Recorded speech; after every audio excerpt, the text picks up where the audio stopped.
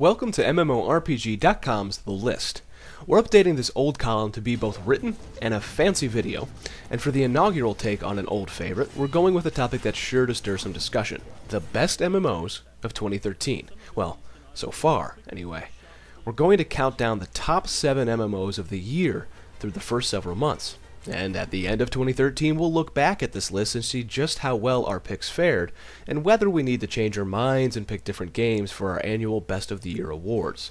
The list will include titles new to the industry this year, and past games that have been doing all the right stuff so far. Essentially, it'll be a recount of the games we think are hitting all the right notes in 2013. So without further ado, let's count down the list, the best MMOs of 2013 so far. Number 7. Darkfall Unholy Wars.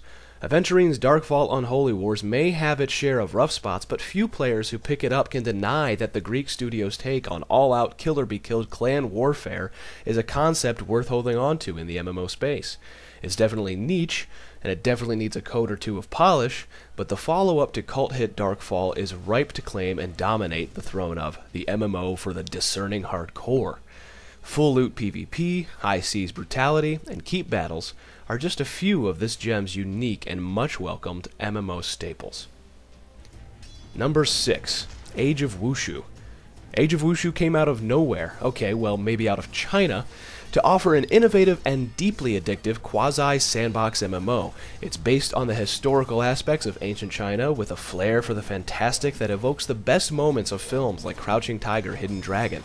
Sure, it's got some translation and localization issues to overcome, but Snail Games' wildly popular free-to-play game offers a lot of ideas that other studios should pick up on in the future.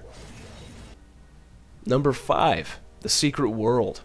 How could we do a best-of list without mentioning Funcom's The Secret World? Sure, it didn't meet the developers' expectations in terms of sales, and it certainly has found an audience with us here at MMORPG.com. It's a one-of-a-kind game that keeps us coming back with every new content release. We only wish it didn't rely on the tired gear treadmill for an endgame, and that combat was a little more interesting.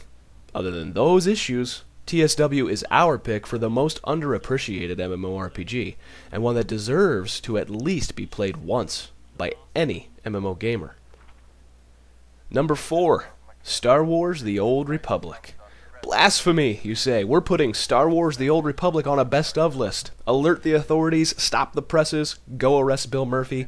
But if you take a moment and put aside the disappointment felt during its launch window, you'll quickly realize that as a free-to-play theme park with a strong sense for story, SWTOR is actually pretty damn good and getting better with each new update.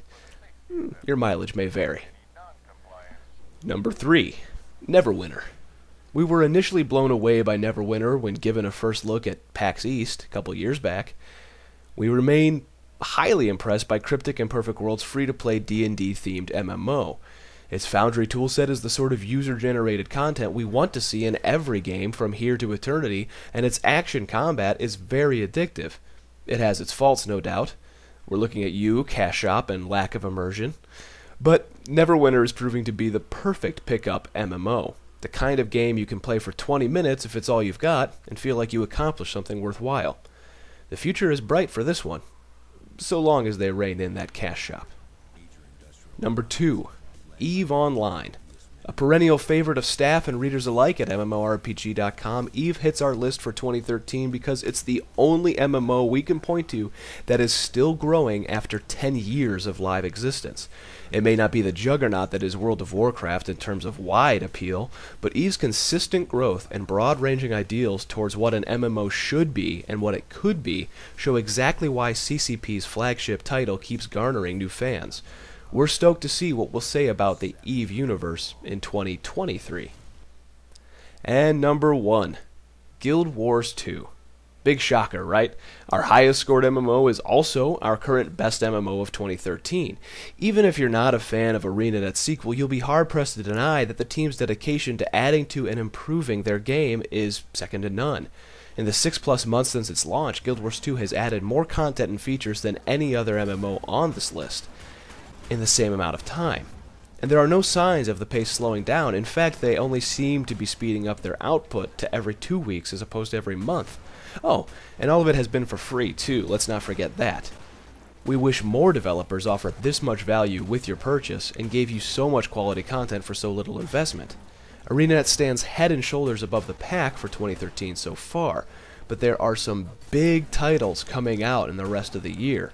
Can they keep their dominant stance? Or will titles like Elder Scrolls Online, WildStar, Divergence, and so many others kind of push it out? What about you? Does your top 7 jive with our own? How would you rank these titles? Round out the top 10 or change it completely? Let us know in the comments, and don't forget to submit your own list to editor@mmorpg.com for a potential guest column here on the site. Thanks for watching. I'm Bill Murphy, and don't forget to subscribe to us on Twitter, Twitch, YouTube, Facebook, and all that other crap at MMORPG.com without the dot. This has been MMORPG's The List.